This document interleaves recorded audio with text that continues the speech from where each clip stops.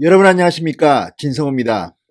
조국 전 장관의 부인 정경심 교수 그리고 조국 전 장관의 조카 코링크 P의 사실상 대표였던 조범동 씨.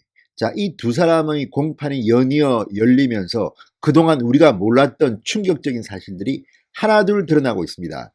그동안 조국 전 장관은 SNS 글 등을 통해서 검찰이 소설을 쓰고 있다. 또 민주당은 그렇게 파고들더니 나온 게 없지 않느냐 이렇게 주장했습니다. 그런데 재판을 보면 정말 충격적인 게 계속 드러나고 있습니다. 조국 전 장관과 부인 정경심 씨가 주고받았던 문자 메시지, 그 가운데는 뭐 아들에게 5천만 원 상속해 줄까, 뭐 정경심 씨는 강남 빌딩을 사양했네, 뭐 이런 말들이 나옵니다. 그렇지만 더 충격적인 것은 이들이 청와대 민정수석이라는 자리에 있으면서 배우자가 투자하는 것을 감추려고 했다는 겁니다. 심지어 조국 지지 모임의 회원이 정경심을 보호하기 위해서 거짓말을 했다가 재판에서 딱 들통이 났습니다. 결국 시인하고야 말았습니다. 왜? 그 투자는 이집트에서 한 겁니다.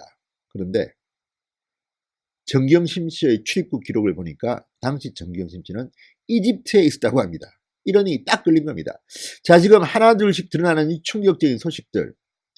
인사청문회를 앞두고 조범동 씨 그리고 당시 코링크 P의 대표에게 협박했던 정경심, 이런 일들이 지금 다 드러나고 있는데 이들은 손바닥으로 하늘을 가리려고 하는 것 같습니다.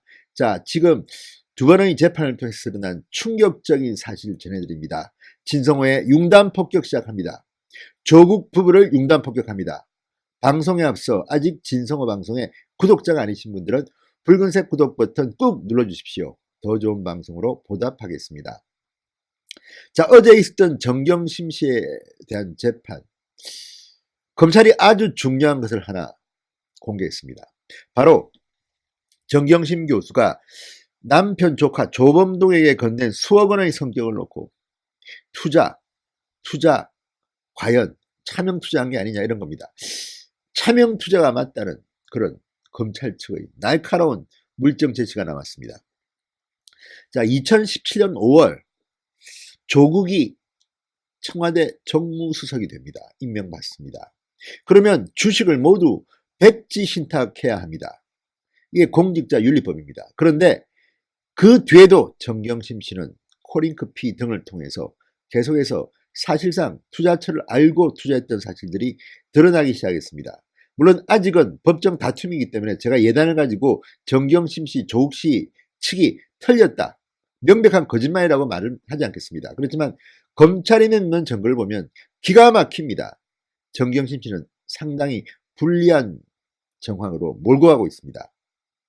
상당히 중형을 선고받을 가능성이 높다는 생각이 듭니다. 자, 검찰은 정경심 씨가 위법이라는 걸 알면서도 차명 투자를 계속했다고 재판에서 말했습니다. 자, 전직 정권회사 직원의 계좌를 사용했는데 바로 이 계좌의 주인은 조국 지지 모임의 회원이었습니다. 자, 검찰 조사에서 계좌를 빌려준 사실을 이 조국 지지 모임 회원은 부인했습니다. 아니다, 이 내 계좌다. 무슨 말이냐? 내가 빌려준 적 없다. 차명 투자 아니다. 정경심은 억울하다. 이렇게 주장했다고 합니다. 그런데 뒤피고 말았습니다. 자, 검찰이 이집트에서 있었던 주식 거래 내역을 제시하자 결국 이 조국 지지 모임의 회원은 실토를 했습니다. 실거래자는 정경심이다. 뭐 안 할 수가 없죠. 왜냐하면 정경심 교수가 이집트에 있었던 사실이 출입국 기록에 그대로 나타나 있는 겁니다. 이집트에서 투자를 했는데 당신이 이집트에 간 적도 없는데 어떻게 당신 이름으로 되어 있어? 딱 끌려드는 겁니다. 자, 이것들을 보면 정말 교묘합니다. 또 하나는 조국 지지 모임 회원이 왜 차명 계좌를 정경심한테 빌려줍니까? 조국은 과연 몰랐을까요? 재판은 역시 그래서 중요합니다. 왜? 지금 조국이 장관실을 만든 그 이상한 규칙 때문에 검찰은 수사 상황을 언론에 말을 못합니다. 입도 뻥끗 못합니다. 잘못 말했다가는 감찰받습니다.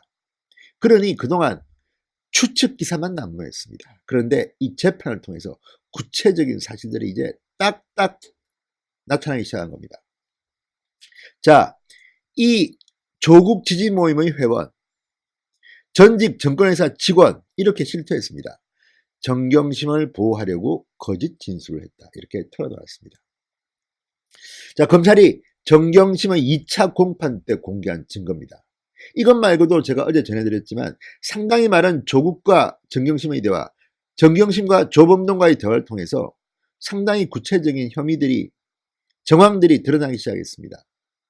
아마 검찰은 이것 말고도 더 많이 가지고 있을 겁니다. 그런데도 조국, 정경심 여전히 부인하고 억울하다고 이야기하고 있습니다. 자, 과거 주식 투자로 재산을 크게 늘린 정경심, 주식 투자에 대한 열망을 버리지 못했다고 검찰은 법정에서 강조합니다. 강남에 수백억짜리 빌딩 사기 위해서 계속 투자를 했다는 겁니다. 자, 검찰은 정경심 씨 측이 조범동 씨 측에 건넨 10억 원은 투자하면서 관련 증거를 제시했습니다.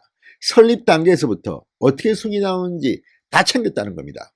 그리고 정경심이 더 주도적인 역할을 했다고 검찰은 주장했습니다.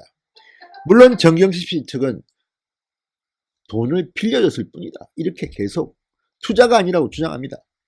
법원이 판단하겠지만 이 다툼도 상당히 충격적입니다.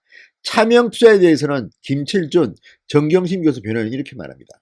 다음번 재판 기일에 사실과 법리적 쟁점을 중심으로 해서 변호인단에서 충분히 반박할 수 있을 거라고 생각합니다. 반박을 하면 또 검찰은 새로운 물증을 제시할 것이 확실시됩니다. 자, 그리고 또 하나 재미있는 것은 법원이 조국과 정경심의 재판을 병합하지 않겠다고 했습니다. 다른 재판부가 심리합니다. 왜? 제가 봐도 정경심 씨 재판부는 이것만 해도 됩니다. 이제 이미 이 정도 드러났으면 유죄 가능성이 높습니다. 조국은 딴 데서 아마 조국은 자신의 여러 가지가 있습니다. 유재수 감찰무마건, 서울 청와대 울산시장 선거 개입건, 조국 본인의 혐의 이것들이 병합될 가능성은 있어 보입니다. 그리고 또 하나 조범동 씨의 재판에서도 몇 가지가 드러났습니다. 29일 날 열린 재판이었습니다. 서울중앙지법 형사합의 41부, 24부 소병섭 재판장이 했던 조범동에 대한 재판에서도 충격적인 사실들이 흘러나왔습니다. 자, 이 조국 전 장관의 오촌 조카 장손이라고 합니다. 조범동 씨. 조범동 씨가 이 코링크피라는 조국 일가의 사모펀드의 운용사 대표입니다. 총괄 대표입니다. 청문회 준비하고 있는데 당시 정경심 씨가 사모펀드 관계자를 다 거쳤다. 이런 진술이 나왔습니다. 자, 이날 공판에 증인으로 나온 이상훈 전 코링크피 대표. 검찰은 이날 조국 전 장관의 청문회 준비 당시 이 이상훈 전 대표와 정경심, 조범동이 주고받은 대화 및 메시지 내용을 공개했습니다. 이것 보면 상당히 지금 검찰은 이 핸드폰을 탈탈 털어서 많은 물증을 확보한 것으로 보입니다. 자, 이 전 대표는 이렇게 말합니다. 조범동이 조국의 조카가 조국이 장관에 임명될 수 있어서 나와 연결되면 문제가 될 수 있다. 이렇게 말했다고 합니다.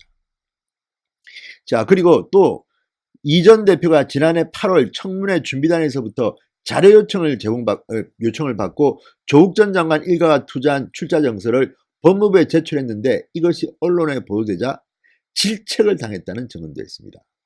검찰은 정경심이 당시 질책성 요구를 했냐고 묻자 이 전 대표는 왜 언론에 그런 자료를 보내느냐, 해명을 잘하라 이런 말을 정경심으로부터 직접 들었다고 증언했습니다. 이 과정에서 스트레스를 받았느냐는 질문에는 제 능력으로는 쉬운 상황이 아니었고 정경심 교수가 투자자이기도 해서 힘들고 심리적으로 압박을 느꼈다. 그래서 조범동에게 정 교수가 너무 다그치는 시기여서 더 이상 대응하지 못하겠다 이렇게 말한 적도 있다고 전했습니다. 정경심 씨가 상당히 성깔이 있었던 모양입니다. 다그치고 뭐 쪼고 뭐 이런 거 했는 것 같습니다. 자, 어쨌든 이 전 대표 필리핀으로 도망갑니다. 그 출국할 때의 상황도 일부 나왔습니다. 만일날 출국 때 정경심 교수와 통화했냐? 검찰이 묻자 네 그렇게 답했습니다. 검찰이 정경심 교수로부터 청문회를 무조건 피하라는 말을 들었냐? 물었자 증인으로 출석하면 안 된다는 이야기는 들었다. 국내에 있을 때 한 차례, 해외에 있을 때 한 차례 들었다고 전했습니다. 결국 이들은 다 국내로 들어옵니다. 왜? 밖에 있다가는 자기가 다 뒤집었을 형편이니까요. 어쨌든 이렇게 청문회를 앞두고 주도 면밀하게 증거를 인멸하려고 시도한 게 아닌가 하는 의심이 들 만큼 이들은 거짓말을 많이 한 걸로 보입니다. 자, 이 정도의 물증들이 나오고 있는데 지금도 민주당은, 청와대는, 조국은 검찰이 소설을 쓰고 있다고 계속 주장할 겁니다. 제가 묻고 싶습니다. 진성호의 융단 폭격이었습니다. 여러분 감사합니다.